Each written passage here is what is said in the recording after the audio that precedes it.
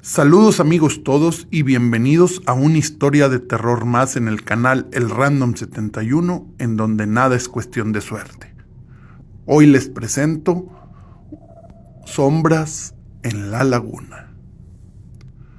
Alejandra, una periodista independiente de Ciudad de México, recibe una carta inesperada. Es una solicitud urgente de un anciano llamado Don Ramón, quien vive a las afueras de Torreón, Coahuila. Su nieto Santiago desapareció misteriosamente una noche mientras jugaba en los alrededores de la laguna de Mairán, y la policía ha abandonado el caso por falta de pistas. Desesperado, Don Ramón recurre a Alejandra, quien ha ganado notoriedad por investigar casos paranormales que la ciencia no puede explicar. Aunque escéptica por naturaleza, Alejandra siente que algo en la carta la obliga a ir. Las descripciones de los eventos y el tono del anciano le inquietan profundamente.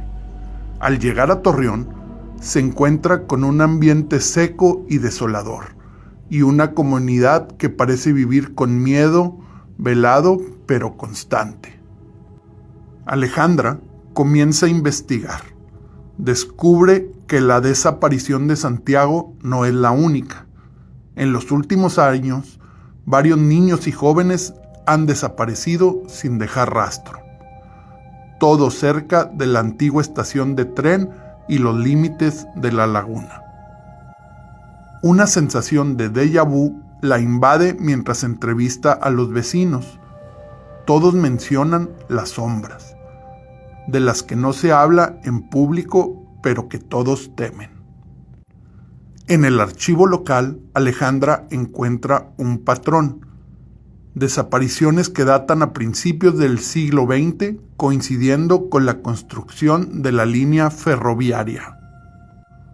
Un tren, conocido como el Alma Perdida, había transportado a cientos de trabajadores hacia las minas cercanas. Pero un trágico accidente selló su destino. El tren se descarriló y cayó en las aguas de la laguna, arrastrando a los pasajeros al fondo. Nadie pudo rescatar los cuerpos, y desde entonces la laguna ha sido un sitio de supersticiones. Se dice que las almas de esos trabajadores nunca descansarán. Decidida a llegar al fondo del misterio, Alejandra decide pasar una noche cerca de la laguna. Se aloja en una vieja casa que le renta Doña Petra, una anciana que parece saber más de lo que cuenta. Esa noche, el viento azota las ventanas y el sonido de los rieles oxidados parece retumbar en el aire. No hay trenes desde hace años, pero Alejandro escucha en medio del silencio el chirrido de metal sobre metal, como si el tren volviera a circular. De repente, las luces parpadean y ve una figura en la esquina de la habitación, una sombra alargada sin forma clara. La temperatura cae y el ambiente se vuelve denso. Sin previo aviso, la sombra se desvanece, pero deja atrás de sí una marca en la pared similar a las que había visto en las casas abandonadas. Alejandra visita al sacerdote local, el padre Esteban, quien parece incómodo al hablar del tema. Le revela que las desapariciones comenzaron mucho antes del accidente del tren y que la laguna siempre fue un lugar maldito. Según él, las sombras no son solo las almas de los muertos, sino algo más antiguo. Una entidad que habitaba en la región mucho antes de la llegada de los humanos, alimentándose de la vida que se acerca demasiado a su dominio.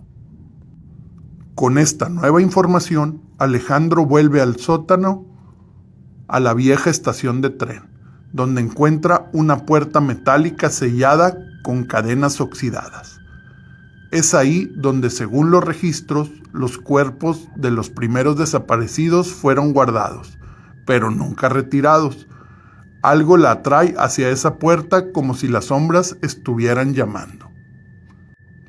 Alejandra decide abrir la puerta a pesar de las advertencias de don Ramón y el padre Esteban. En su interior encuentra un pasaje subterráneo que conduce a una cámara olvidada, donde las paredes están cubiertas de grabados antiguos, que parecen describir un pacto entre los primeros habitantes de la zona y las sombras de la laguna. A medida que avanza, siente que la oscuridad se cierra sobre ella, como si el aire mismo estuviera cargado de maldad. Las sombras comienzan a tomar forma y rostros desdibujados, ojos vacíos y manos que intentan atraparla. Alejandra escucha voces susurrando su nombre, llamando desde más allá del tiempo. En la cámara final, Alejandra descubre que el espíritu que habita en la laguna no está solo. La entidad ha estado usando las almas de los desaparecidos para alimentarse y fortalecerse. Mientras trata de escapar, las sombras revelan su intención: hacerla parte de su dominio, condenarla a una eternidad entre la oscuridad. El desenlace es incierto. Alejandra se enfrenta a una decisión imposible. ¿Lograría librarse del control de las sombras o se perdería como tantos otros en el olvido de la laguna de Mairán? Gracias a todos los que lleguen a escuchar esta historia de terror. Me ayudan mucho dando like, comentando y compartiendo para que más gente nos escuche. Gracias, mi nombre es Nicolás Islas de El Random 71, en donde todo es cuestión de suerte. Hasta la próxima historia.